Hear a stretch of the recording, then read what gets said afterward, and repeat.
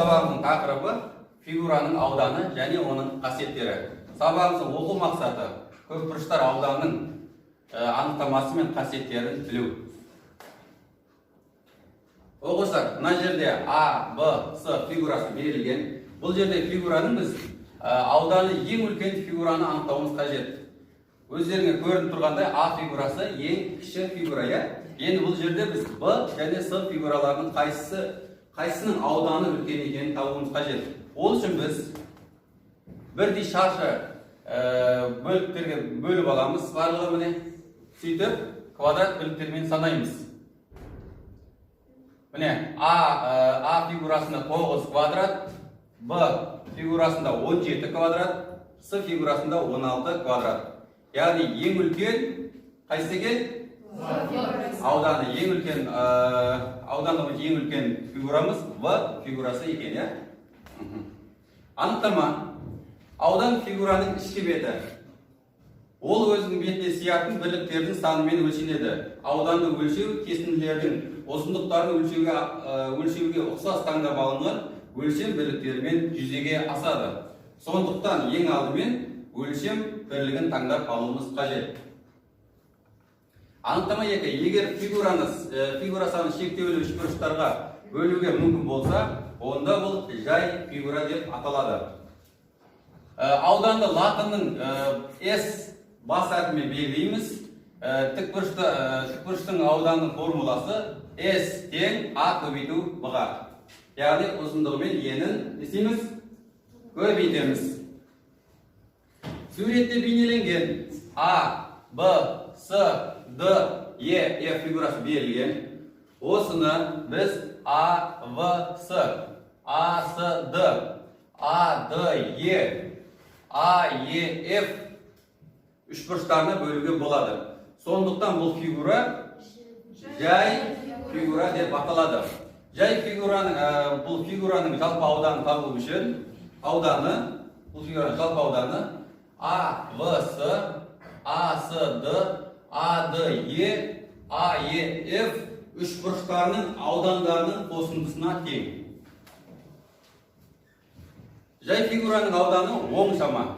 Жай фигураларға қатысты аудан олардың мынандай қасиеттерін қабылдаймыз. Бірінші қасиеті, тең фигуралардың ауданы да тең болады. Яғни мына жерде көріп тұрғандай F1 мен F2-ның тең ғой фигуралар, қабырғалары да мына жерде көрсетіп қойған, міне F1, F2-ге тең. Яғни қабырғалары, бұрыштары, барлықтары тең. Егер олай тең болатын болса, бұлардың ауданы да не болады? Тең болады екен. Екінші қасиеті, егер бір жай фигура бірнеше жай фигураға бөлінсе, онда алынған фигураның ауданы оның бөліктердің аудандарының қосындысына тең. Яғни мына фигура берілген. Бұл фигура үш бөлікке бөлінген, бірінші, екінші, үшінші. Енді осы фигураның ауданы бөліктерге бөлінген фигуралардың аудандарының қосындысына тең. Яғни S-ті табу үшін біз S1 қосу S2 қосу S3-ге тең екен. Үшінші қасиеті, қабырғасы өлшем бірлігіне тең квадраттың ауданы 1-ге тең. Оқушылар, мына жерде мен сызып қойдым. 1 сантиметр, 1 сантиметр. Бұл енді 1 сантиметр квадрат болды.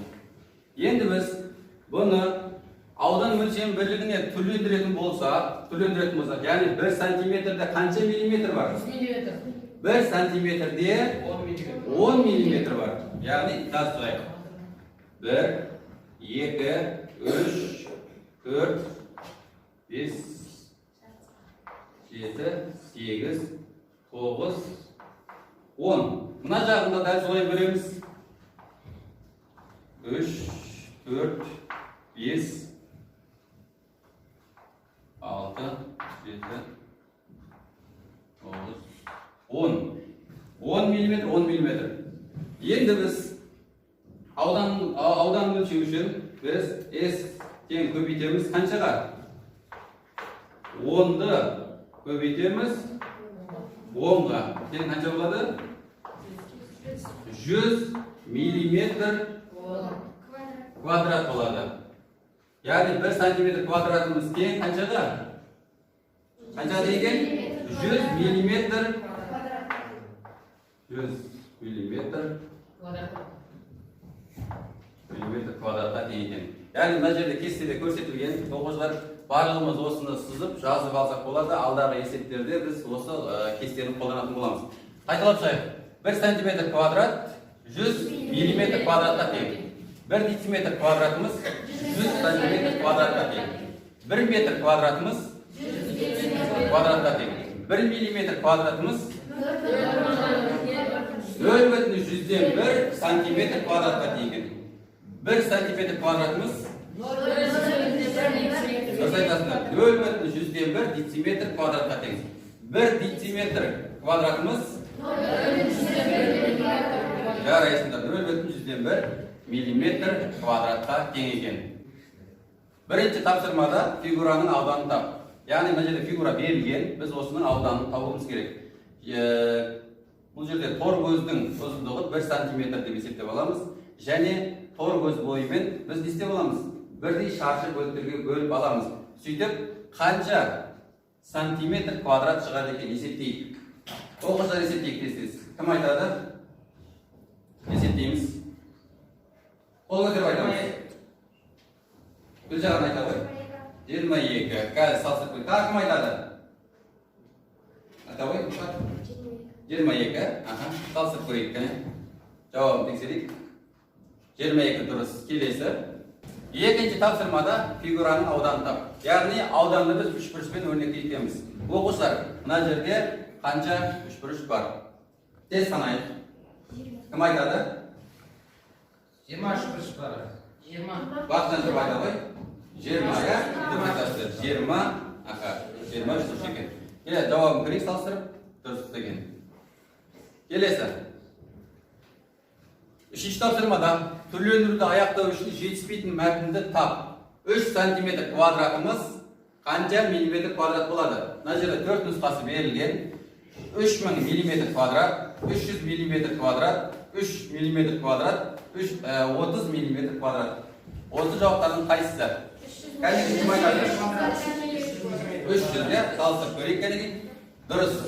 Келесі. 7 сантиметр квадратымыз 700 өлшем бірлігін табайық енді. 700 миллиметр квадрат бар. Миллиметр квадрат. Мына жерде миллиметр квадрат, метр квадрат, дециметр квадрат берілген. Миллиметр квадрат деп жазыңдар. Кәнеге дұрыс жауап көрейік. Дұрыс. Келесі. Тапсырмада көп бұрыштың ауданын тап. Яғни аудан табу формуласы S тең A көбейту B-ға. Яғни мына жерде көп бұрыш берілген. Мен көп бұрышты бөлдім. 4 бұрышта, 2 бұрышқа. Енді мен бұның ауданын табуым керек. Бірінші фигурада ені 5 сантиметр, ұзындығы 10 сантиметр. Екінші фигурада ұзындығы 8 сантиметр, ені 4 сантиметр. Енді біз бұның ауданын табу үшін бірінші фигураның, яғни S1 деп аламыз. S1 тең 10 көбейту 5. Қанша болады? 50 сантиметр квадрат болады. S2 тең 8 көбейту 8-ді көбейтеміз 4-ге. Тең қанша болады? 32 сантиметр квадрат. Ауданы 50 сантиметр квадрат, S2-ның ауданы 32 сантиметр квадрат болды. Енді жалпы ауданын табу үшін біз S1 бен S2-ні қосамыз. Яғни 50-ге қосамыз. 50-ге қосамыз. 32-ні. Қанша болады? 82 сантиметр квадрат болады.